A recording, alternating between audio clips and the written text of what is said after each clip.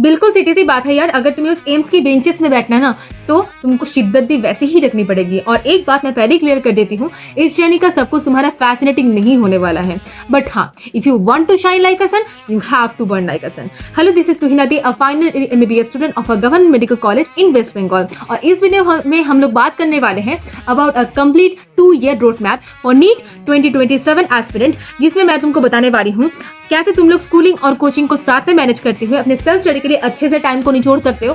उसके साथ कौन से मिस्टेक्स हम लोगों को अवॉइड करनी चाहिए, as well as which books you have to follow throughout the journey. ठीक है, वैसे भी ऐसे YouTube में बहुत सारी वीडियोस तुम लोग देख लेना, मैं सारी की सारी देख चुकी हूँ और सब कुछ कंबाइन करके उसके साथ मेरे खुद के नीट क्रैक करने का एक्सपीरियंस को कंबाइन करके ही मैं तुमको बताने वाली हूँ। I will tell you each and every point guys, don't worry about that. जैसे कि मैंने अपने ड्रॉप ईयर में कौन सी गलतियां करी थी जिसकी वजह से मेरा 420 मार्क्स आया, उसके बाद मैंने क्या क्या सुधारा, I will tell each and everything in unfiltered way. मैं तुमको एक ऐसी इंस्टेंट स्ट्रैटेजी दूंगी ना, अगर तुम लोग उसको ईयर लॉन्ग कंसिस्टेंसी के साथ फॉलो कर लोगे तो मैं इतना गारंटी देती हूँ 680 तक क्रॉस करने से तुम लोगों को कोई नहीं रोक सकता। आई बेट कोई नहीं रोक सकता। लेकिन अगर नहीं हुआ ना, तो मैंने इतना बोल दिया कि एक साल बाद आके कमेंट सेक्शन में जरूर लिख के जाना, दीदी यू आर अ लायर। ठीक है, तो बाकी वीडियो स्टार्ट करने से पहले ये इंश्योर कर लेना कि तुम लोग जो मेरे चैनल पे नए हो, टेलीग्राम चैनल पे ज्वाइन हो या नहीं, क्योंकि सारी की सारी पीडीएफ या नोट्स या क्वेश्चंस मैं सारी की सारी अपने टेलीग्राम चैनल पे ही ड्रॉप करने वाली हूँ। ठीक है, the stock official, THUSDOC official search कर लेना, या तो मेरे बायो में भी इसका लिंक डला हुआ है, वहां से भी तुम लोग जा सकते हो। ठीक है, ओके फाइन। सो बेसिकली हमारी ये जो कंप्लीट 2 years की प्लानिंग है ना, इसको मैंने कुछ स्लॉट वाइज डिवाइड करके रखा है, ताकि हम लोग अच्छे से स्ट्रैटेजी वाइज पूरा का पूरा सिलेबस खत्म कर ले, उसके साथ हमारा क्वेश्चन प्रैक्टिसिंग भी हो जाए, और ऑब्वियसली तुम्हारा बोर्ड्स का एग्जाम भी रहेगा तो उसको भी दिमाग पे रख के ही चलना है। तो अगर मैं मान के चलती हूँ तुम मेरा ये वीडियो अप्रैल में देख रहे हो, तो तुम्हारा जो फर्स्ट स्लॉट होगा ना, that would be start from मई से लेके अक्टूबर तक, 25 का मई से लेके अक्टूबर तक। सेकेंड स्लॉट होगा तुम्हारा नवंबर से लेके जनवरी तक। Then third slot would be from फरवरी से लेके जून तक, 2026 आ गया। तो उसके बाद फोर्थ स्लॉट होगा जुलाई से लेके अगस्त तक। And the fifth slot would be from सितंबर से लेके दिसंबर तक। Then the sixth slot would be जनवरी से लेके अप्रैल तक ऑफ 2027। सॉरी, मैंने यहाँ पे थोड़ा सा गलती कर दिया था। उसके बाद आ गया हमारा नीट 2027। ठीक है, तो पुराने पापियों, अब हम लोग बात कर लेते हैं कि फर्स्ट स्लॉट में हम लोगों को क्या करना है।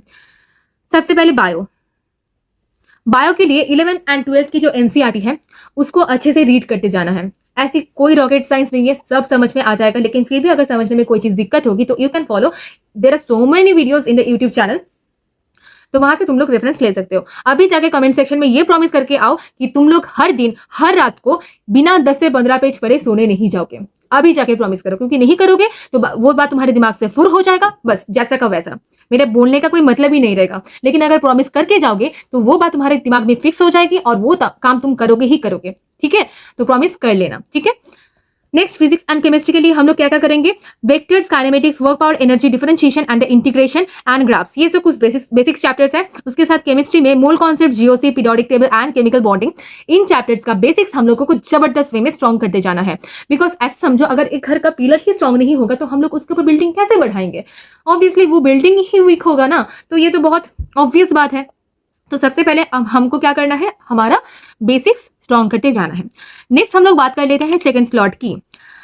सेकेंड स्लॉट में क्या करना है, inorganic, organic and modern physics का सबसे पहले लेक्चर्स एंड नोट्स को कंप्लीट करो। जहां भी तुम लोग पढ़ते हो, चाहे वो ऑनलाइन हो या ऑफलाइन हो, वहां का मॉड्यूल्स, लेक्चर्स एंड नोट्स को अच्छे से अपने हैंडराइटिंग में एक जगह पे अपना नोट्स बना के रखो। अपने ही हैंडराइटिंग में बनाना है। ऐसे बहुत लोग करते हैं कि इधर उधर से टेलीग्राम चैनल से, गूगल से नोट्स उठा लेते हैं और वहीं से पढ़ते जाते हैं, बाद में जाके खुद ही कंफ्यूज होते हैं। तो ये काम बिल्कुल भी नहीं करना है। हाँ, दूसरों के नोट से तुम बस रेफरेंस ले सकते हो, लेकिन नोट्स हमेशा खुद के हैंडराइटिंग पे ही बनाना है। ठीक है, ये बात दिमाग में घुस गई।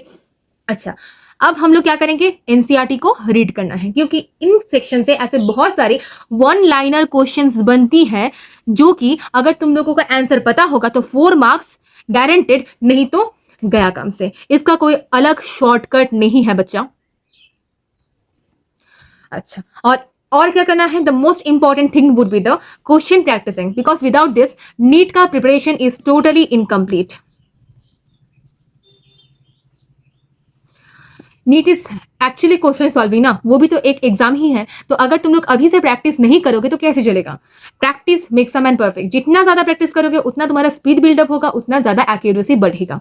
ठीक है, ये बात दिमाग पे चिपका लेना। ठीक है, नेक्स्ट हम लोग चले जाते हैं थर्ड स्लॉट में। इसमें हम लोग क्या करेंगे? We will take physics and physical chemistry.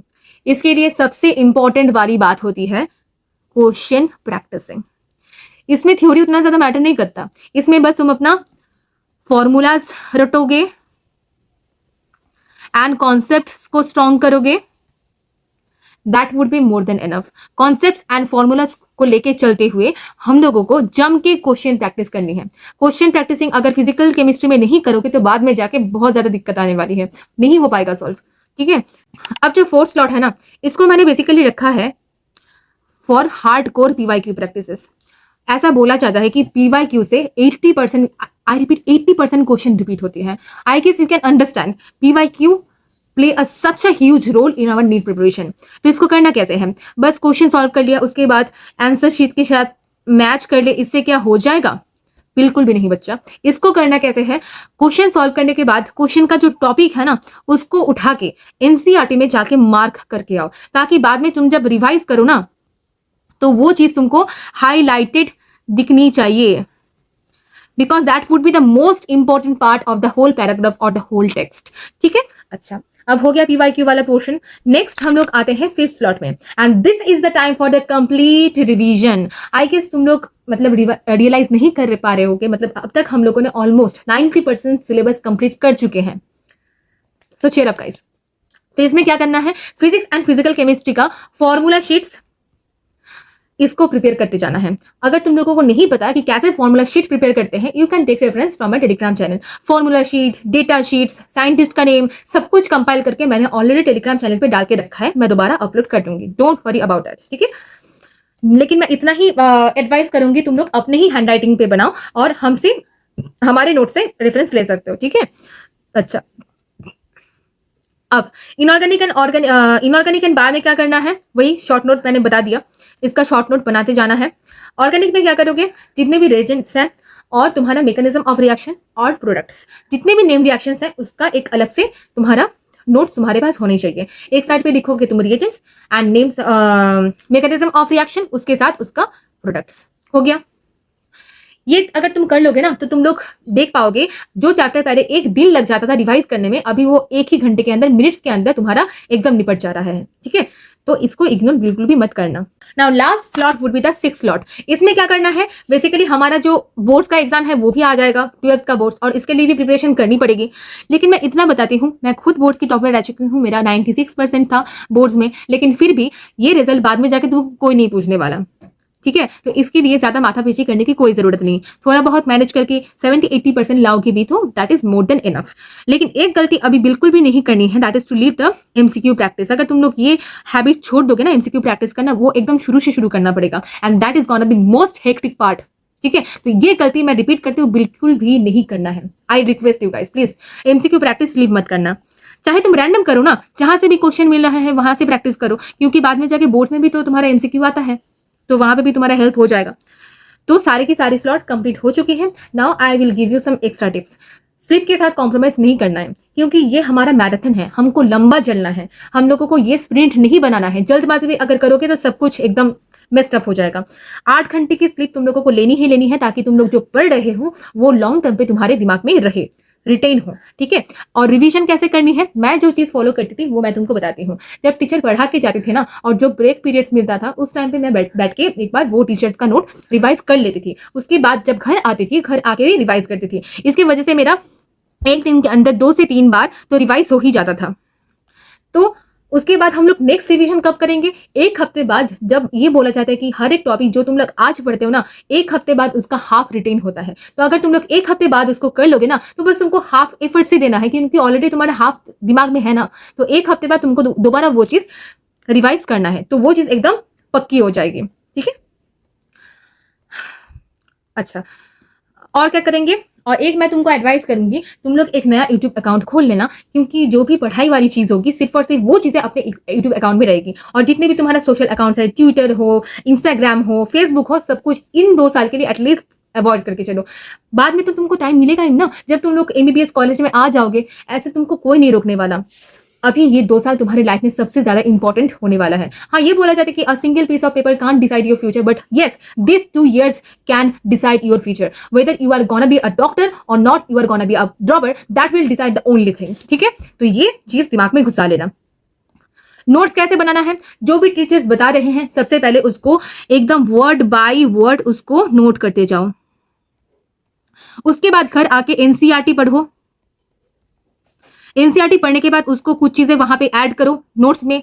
उसके बाद जब तुम लोग क्वेश्चन प्रैक्टिसिंग करोगे, वहां से भी कुछ कॉन्सेप्ट तुमको मिलेगी, वो कॉन्सेप्ट दोबारा जाके अपने नोट्स में अपडेट कर लो। ऐसे नोट्स बनाना होता है। ठीक है, अच्छा, अब हम लोग बात कर लेते हैं कौन सी बुक तुमको फॉलो करनी चाहिए। फिजिक्स, केमिस्ट्री एंड बायो के लिए सबसे पहले NCERT is our mother book. इसको हम लोगों को बिल्कुल भी इग्नोर नहीं करना है। एनसीईआरटी हमारा मदर बुक है, वो हमारा बाइबल है, वो हमारा कुरान है, वो हमारा गीता है, जो भी तुम्हारे लैंग्वेज में है वो हमारा सबसे ज्यादा होली बुक है, उसको मान के ही चलना। ठीक है, पहले वो कंप्लीट करो, उसके बाद जाके एक्स्ट्रा बुक सॉल्व करना है। और ये गलती मत करना कि पहले हम लोग एक बुक कर रहे थे, किसी सहेली से या किसी दोस्त से हम लोगों ने दूसरा सजेशन ले लिया, दूसरा किताब खरीद लिया। ये मत करना। मैंने ऐसे करते करते अपने घर को पूरी तरह से लाइब्रेरी बना दिया था, तो ये मैं तुमको गाइड करूंगी, बिल्कुल भी ये गलती मत करना। जो चीज फॉलो कर रहे हो, चाहे वो एक टीचर से पढ़ रहे हो तो उन्हीं टीचर के ऊपर ट्रस्ट रखो, और अगर एक बुक फॉलो कर रहे हो तो उन्हीं बुक को फॉलो करते जाना है। ठीक है, एक्स्ट्रा क्वेश्चन प्रैक्टिसिंग के लिए फिजिक्स में तुम लोग मॉड्यूल्स फॉलो कर सकते हो। डीसी पांडे एररलेस फिजिक्स को ले सकते हो, और केमिस्ट्री में ओपी टेंडन है for organic chemistry and also the errorless chemistry. अगर तुम्हारा मॉड्यूल्स नहीं रहेगा तभी जाके इसको कर सकते हो। ठीक है, और बायो में क्या करना है, एनसीईआरटी फिंगर टिप्स, सिर्फ और सिर्फ क्वेश्चन प्रैक्टिसिंग। और मैं क्या करती थी, मैंने नीट प्रेप का क्वेश्चन बैंक परचेज किया था, तो वहां से मैं क्वेश्चन प्रैक्टिस करती थी। ऐसे मतलब हजारों क्वेश्चन वहां पे रहता है एकदम एनसीईआरटी बेस्ड, तो उससे प्रैक्टिस बहुत अच्छे से हो पाती थी। So that's all for today. So मैंने तुमको सारी की सारी चीज़ें जो मैंने करी थी अपने प्रिपरेशन के दौरान सब मैंने बता दिया, और आई होप तुम लोग भी ये चीज़ फॉलो करोगे। सो दैट्स ऑल फॉर टुडे। तो नेक्स्ट वीडियो में मिलते हैं किसी और इंटरेस्टिंग टॉपिक के साथ, और तब तक के लिए न भटको पार्थ, न भटको, केवल कर्म करो।